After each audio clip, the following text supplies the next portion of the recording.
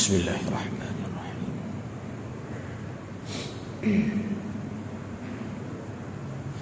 Assalamualaikum warahmatullahi wabarakatuh. Alhamdulillahi rabbil alamin. Wassalatu wassalamu ala asyrafil anbiya'i wal mursalin. Nahmaduhu wa nasta'inuhu wa nastaghfiruh. Wa na'udzu billahi min syururi anfusina wa min sayyiati a'malina. Man yahdihillahu fala mudilla lahu wa man yudlil fala hadiya lahu. Rabbi shrah li sadri wa yassir li amri wahlul 'uqdatam min lisani yafqahu qawli. Amma ba'd.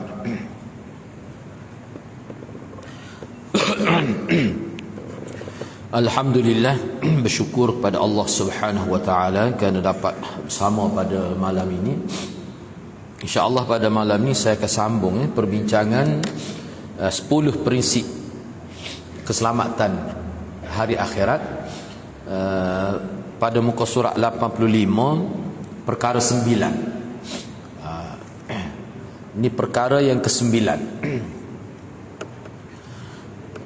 Tazakkurul hisab wal wuquf baina yadayillahi azza wa jal. Pengingatan kepada hari hisab, hari perbicaraan di mahkamah Allah, wal wuquf dan berdiri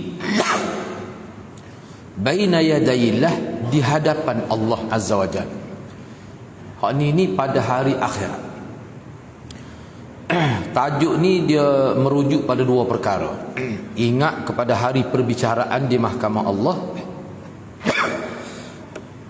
dan ingat juga ketika kita menunggu perbicaraan. Dia panggil wukuf di padang mahsyar.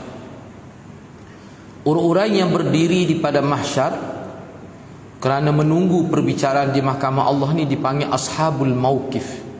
yakni orang-orang yang berdiri di padang mahsyar untuk menanti tibanya hari perbicaraan itu. Ingat kepada dua perkara ni, dia boleh menjadi sebab selamat akhirat kita, dunia akhirat lah maksudnya.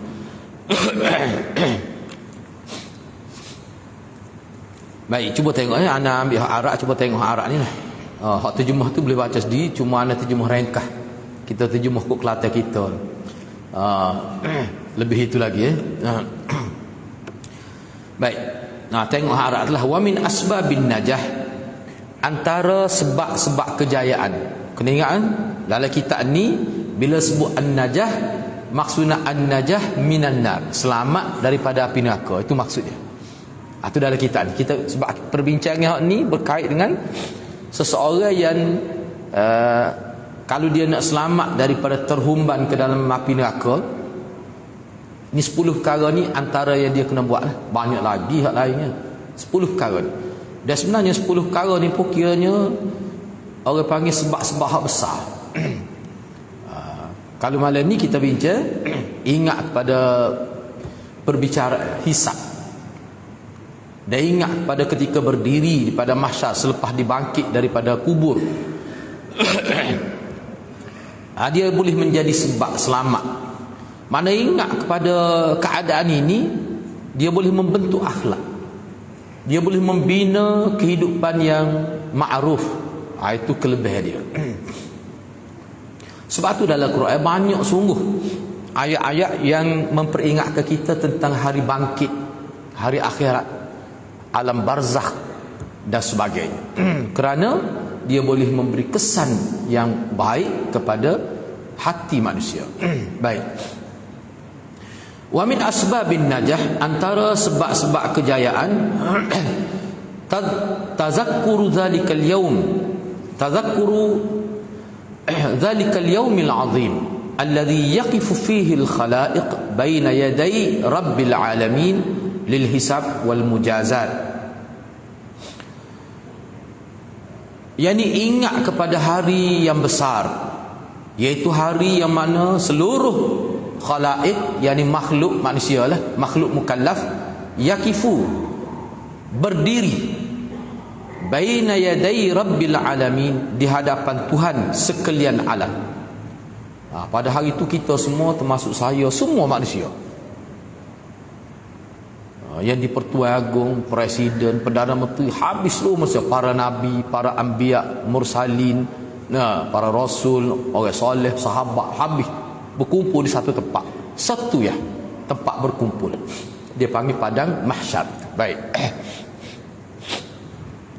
Untuk apa? Untuk apa kita dikumpulkan? Bermula dengan bangkit daripada kubur, kemudian dikerah oleh malaikat supaya semua manusia berkumpul di satu tempat yang bernama mahsyar. Itu tujuannya lil hisab wal mujazat. Tujuannya untuk kira amalan kita. Amalan kita buatlah ni sama ada baik ke atau buruk, Allah kira. Kira tu untuk kita tahu. Allah tahu dah. Tak kira apa Allah tahu. Kira tu untuk kita jelas, biar kita jelas kalau kita buat, dan dia ada bukti. Manusia tidak boleh nak kritik, nak komplain tadi. Sebelum manusia tahu nasib dia syurga neraka, di antara proses yang mesti berlaku, iaitu setiap amalan itu dinilai oleh Allah Subhanahu Wa Taala. Baik. Wala yamliku ahadun li ahadin najatan wala naf'an wala darra. Pada hari ini, mana hari akhirat ni,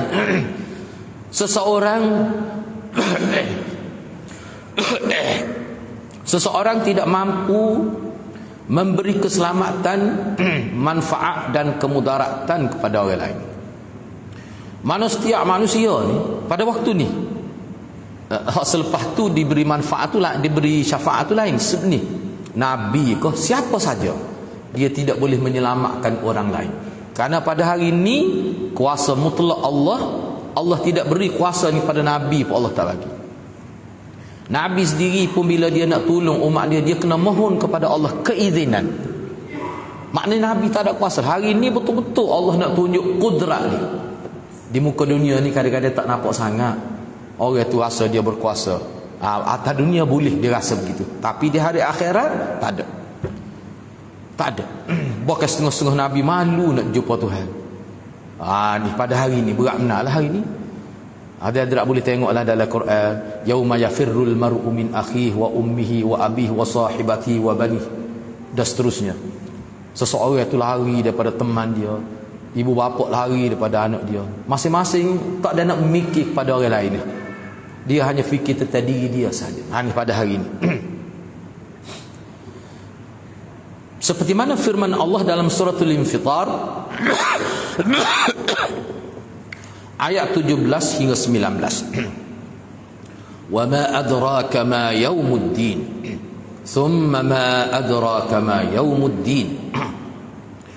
Yauma la tamliku nafsun li nafsin syai'a wal amru yauma idzin lillah. Wa ma adraka. Ini ana terjemah dalam bahasa mafhum lah. Wa ma adraka ma yaumuddin. Tahukah engkau apa dia hari agama? Yaumuddin di sini makna hari akhirat, hari agama, hari pembalasan. Boleh diterjemah belaka tu. Thumma ma adraka ma yaumuddin. Kemudian diulang tanya sekali lagi, tahukah engkau apa dia hari pembalasan, hari hisab, hari kiamat tu apa?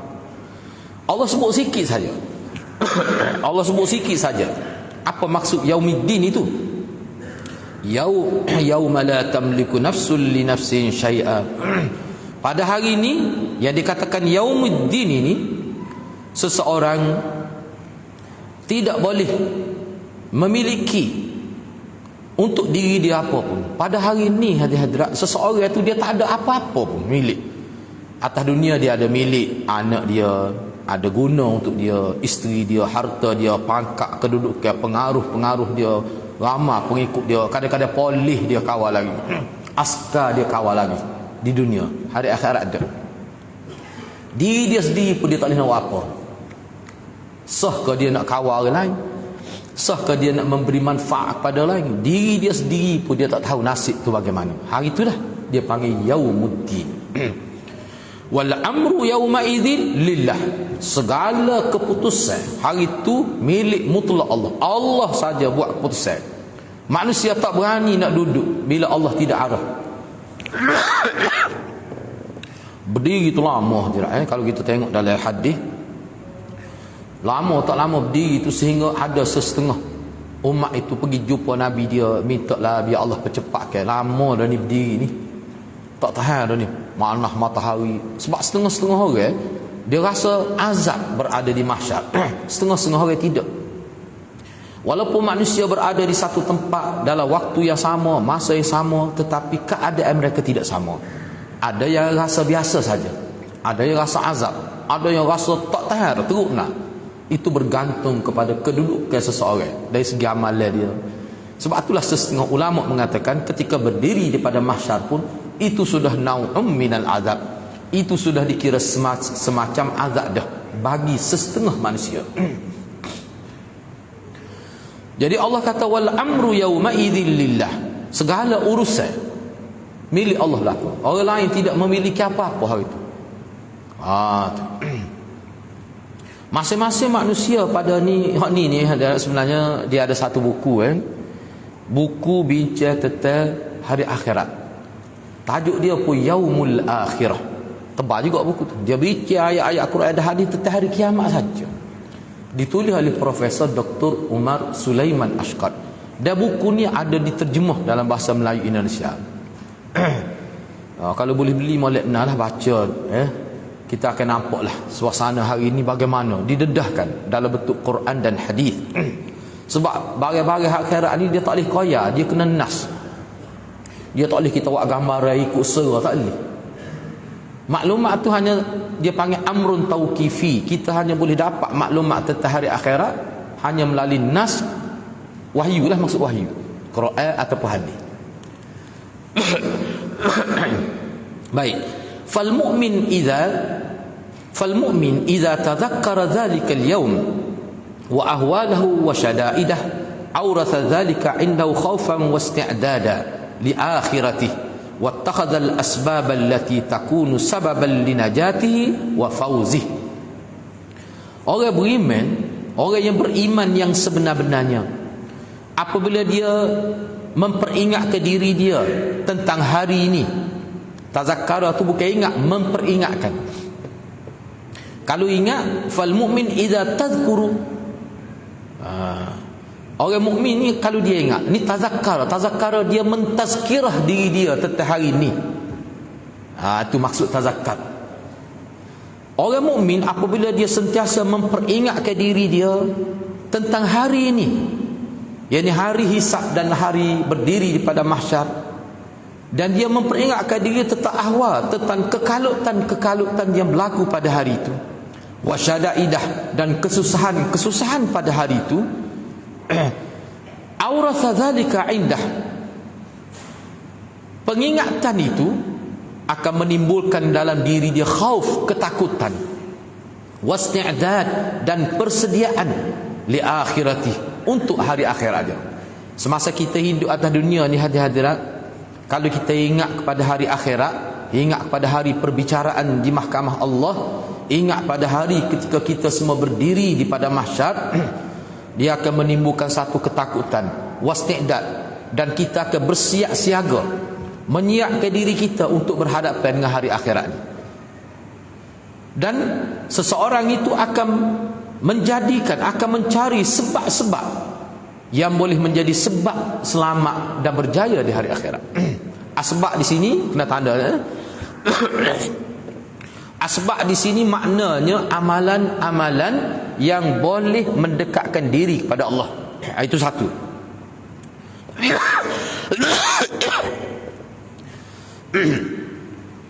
Jadi asbab yang dimaksudkan di sini itulah dalam ayat Quran, wa bataru ilaihil wasilhat. Itu mana sebab. Baca Quran sebab untuk dapat kejayaan, untuk dapat rahmat Tuhan. Berzikir, selawat dengan cara yang betul, baca Quran dengan cara yang betul, berzikir dengan cara yang betul, berdoa dengan cara yang betul, beriktikaf dengan cara yang betul. Mana kita buat amalan agama dengan betul, dengan tepat, itu semua merupakan wasilah yang boleh kita mencapai rahmat Allah Subhanahu Wa Taala. Ana tekankan betul itu, sebab kalau kita buat amalan tapi tak betul, tak kena dengan cara yang Nabi ajar, kita tak akan dapat kebaikan. Baca Quran ikut surah baca, tak ikut sifat. Sebab Nabi baca Quran, sahabat baca Quran, lagu mana cara dia baca, dalam situasi macam mana, bagaimana, kena tahu. Mari masjid, semua orang tahu mari masjid ni tuntut agama, lagu mana mari masjid, nak mari itu lagu mana, nak masuk masjid lagu mana, bila siapa duduk dalam masjid kena lagu mana, kena buat. Orang panggil disiplin. Kalau dalam bahasa syariat dia panggil sunnah. Mari masjid tu lagu mana, kena tahu waktu. Kalau tidak mari masjid boleh dosa. Sebab puasa lah, puasa Nabi kata ada orang puasa tu hanya boleh lapar dahaga. Orang semaya tu kata wail, fawailul lil musalli, celaka orang semaya. Orang semaya lagu mana siapa dikatakan celaka? Orang yang tidak berusaha untuk mengkhusyukkan salat dia. Orang lagu tu dikatakan wail, fawailul lil musalli alladzina hum an salatihim sahun. Mana kalau kita perhatikan kehidupan agama kita ni wasilah, sebab-sebab yang kita lakukan di muka dunia menjadi penyebab kita dapat kebaikan hari akhirat. Semua tu mesti dilakukan dalam bentuk berdisiplin, mesti dilakukan dalam bentuk yang betul seperti sunnah Rasulullah. Tak boleh buat ikut perasaan kita, tak boleh. Kena tahu semaya lagu mana. Mana kalau nak bergerak dalam semaya, setakat mana yang boleh, kena tahu. Misalnya kalau seorang itu semaya, contoh saja ni, contoh saja ni, duduk tengah semaya, sebelum dia rokok tu, dia pun ambil kitab dia baca, misalnya, ambil kitab dia baca, dia ambil, dia nak tengok ayat, dia baca ayat, nak baca ayat ke dia rakaat kedua, dia pun tengok, duduk tengah semaya dia buat gitu. Mana kalau kita tengok dia, kita kata dia tak semaya tu, tak boleh pergerakan style tu, batal tu. Duduk tengah semaya tu, ketika dia iktidal sebelum dia sujud tu, dia pun ambil Quran duduk tepi dia tengok, nak baca surah ke dia ni, dia pun tengok, nak baca surah ni lepas ni, tak boleh buat kerja gitu, tak boleh. Tak boleh gitu. Pergerakan kalau siapa satu memang batas semuanya. Kalau dalam mazhab Syafi'i gerak 3 kali dengan sengaja tanpa sebab yang munasabah, batas semuanya. Anggota-anggota besar lah. Ni siapa ambil Quran baca, contoh saja, benda tu tak berlaku. Tu nak ayat contoh saja tu, jangan dibuat kerja agong lagu tu lah. Jangan dibuat gitu. Ataupun dia tengok telefon sebab bunyi WhatsApp lah ni, dia pun baca lah semaya, tak boleh, tak boleh. Tu orang panggil bukan semaya. Memang kalau dalam kitab ulama sebut perbuatan semaya kita tu, kalau kita buat sehingga kalau orang tengok, orang tak kata kita semaya, tak boleh perbuatan lagu tu. Baik.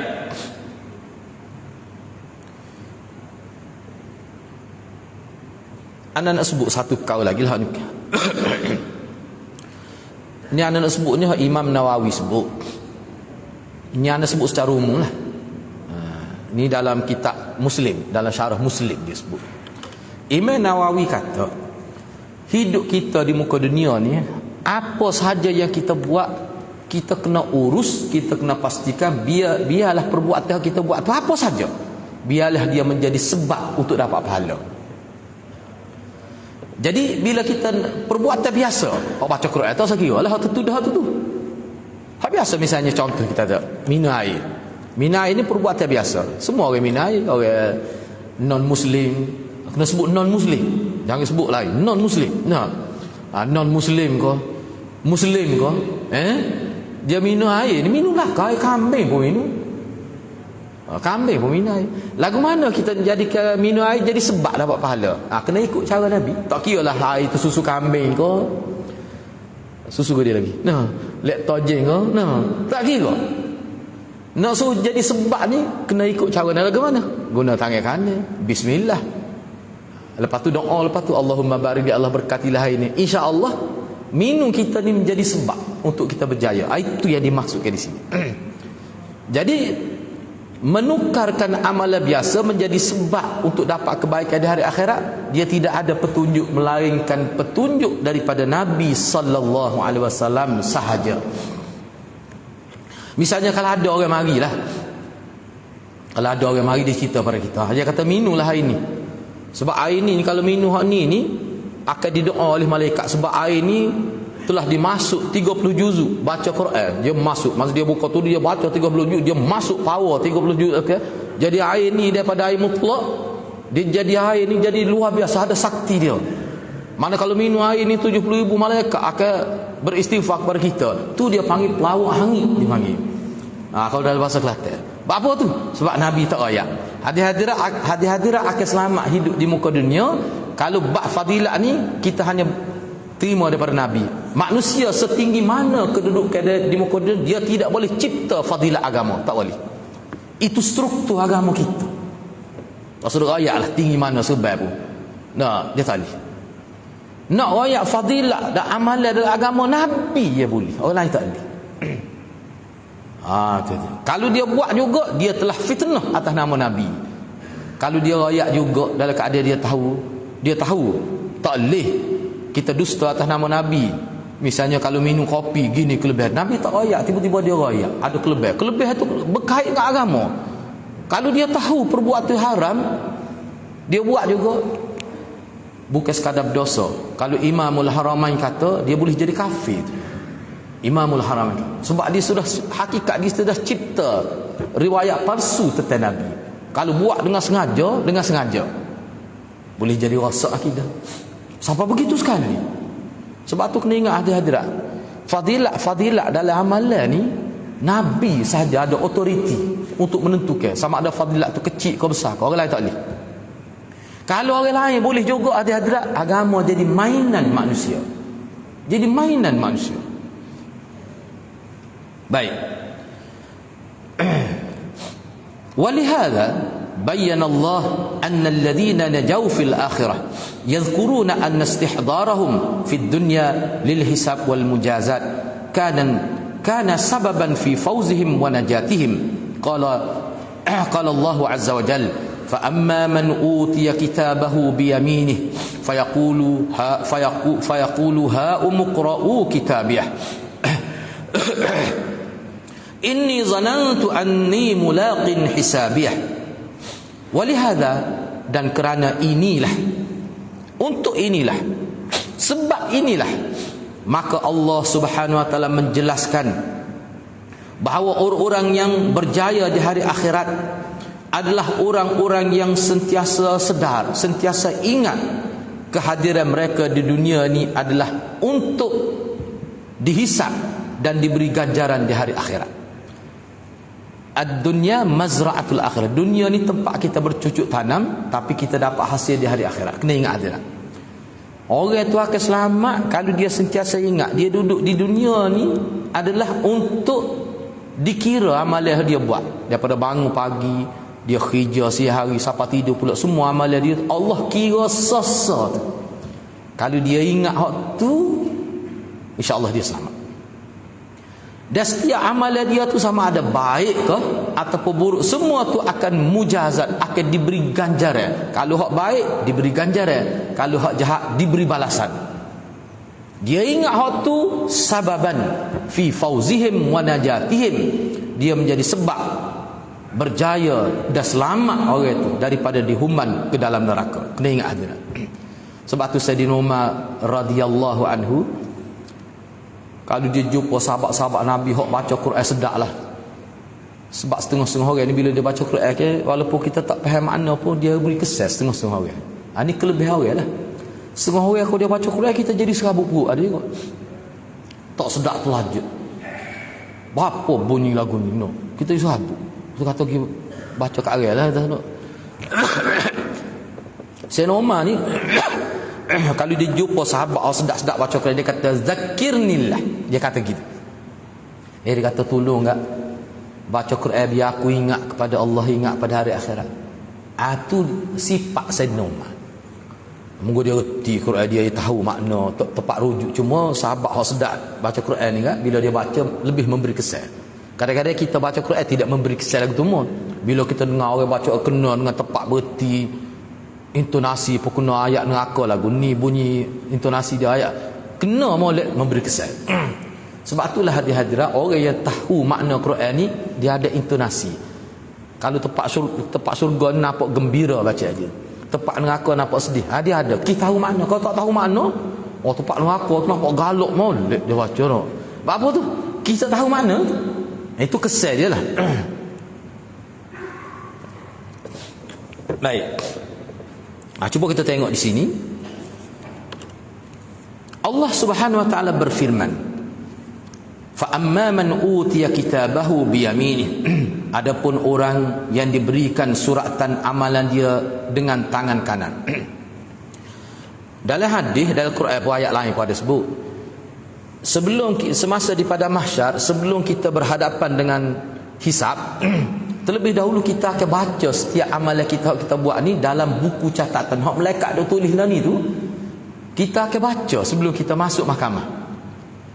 Setengah orang itu buku. Jadi dalam hadis digambarkan, dalam Quran pun ada juga sebut, digambarkan bagaimana orang yang berdiri di padang mahsyar tu, digambarkan bagaimana cara dia mengambil buku itu. Buku itu melayar-layar di udara. Buku tu dia akan pergi cari tuan dia. Dia kenal mana tuan dia.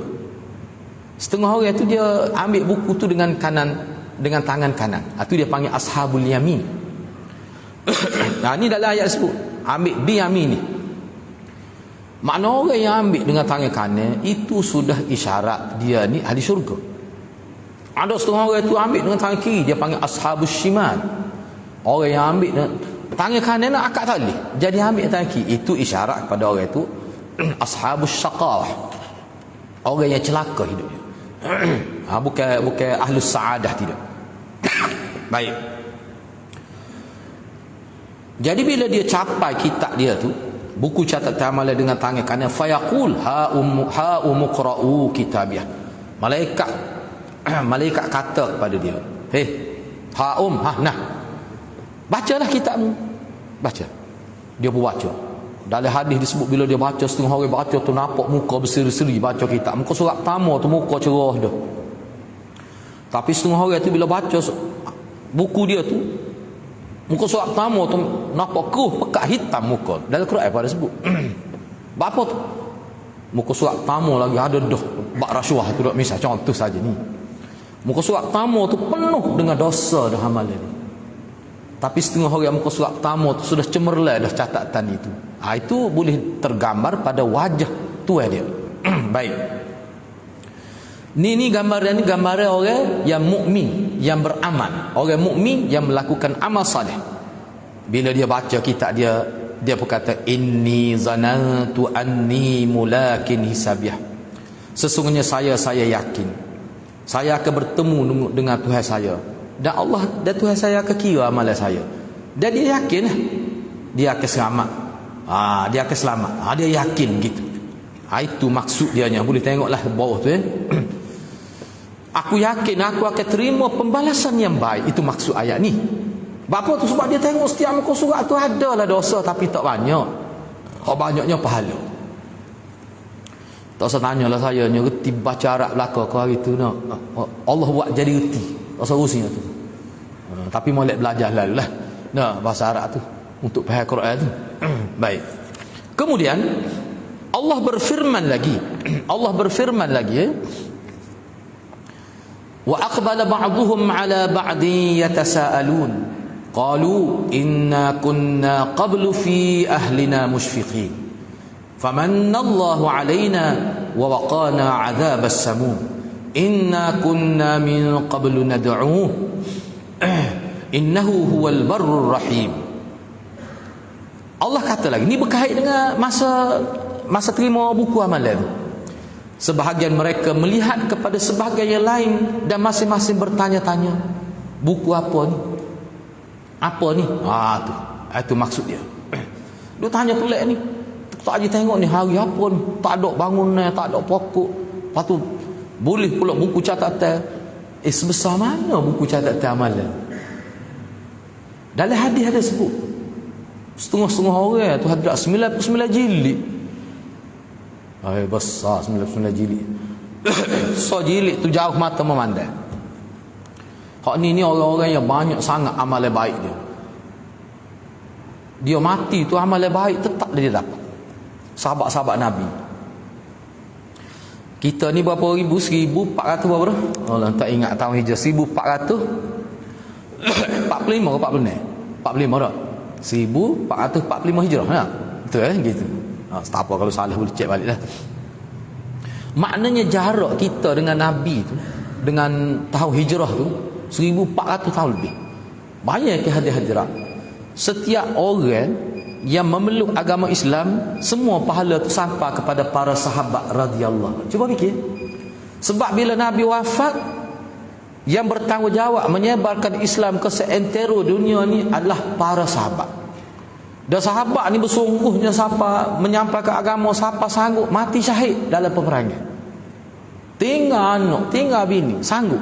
Maknanya setiap orang yang masuk Islam sampai ke hari ni, dan tak tahu lagi kiamat berapa ribu tahun lagi, setiap orang mengucap 2 kalimah syahadat, maka pahala semua dapat pada sahabat. Cuba fikirlah, sebanyak mana pahala tu saja. Tak kira pahala semaya dia, tak kira lagi pahala baca Quran dia, pahala tu saja. Sedangkan adalah hadis Nabi kata, kalau seorang yang masuk Islam kerana sebab kita pada dah nak masuk syurga tu, seorang je, enggak sahabat ni kesal daripada perjuangan dia, tak tahu berapa bilion manusia masuk Islam. Cuba bayangkan. Sebab tu orang-orang lagu ni buku catatan dia sampai 99 jilid. Dia akan baca. Dalam istilah dia panggil nadaratul wajh. Bila dia baca muka surat pertama, nadaratul wajh, muka dia jadi berseri-seri. Dalam setengah hadis kata muka dia semacam ada cahaya seperti kunang-kunang. Baik. Qalu, maka mereka berkata, inna kunna qablu fi ahlina musyfikin. Mereka berkata, sesungguhnya kami dulu masa kami hidup di dunia, semasa kami bersama keluarga kami sentiasa berasa takut. Makna duk ingat semua ke hari akhirat tu. Tu. Hak bawah tu sebenarnya lepas ni dia menghuraikan ayat ni lah. Mungkin tak sempat kita baca. Ini cuma saya nak perhabis ayat ni saja. Musyfiqin maknanya orang-orang yang berasa takut. Bahaya hadirat, tak timbul langsung rasa takut nak bertemu Tuhan. Bahaya tu. Tak pernah terlintas dalam hati dia sehari dia hidup nak berjumpa Tuhan, nak berada di pada mahsyar, akan dibangkit. Tak pernah terlintas. Bahaya kehidupan begitu tu. Bahaya.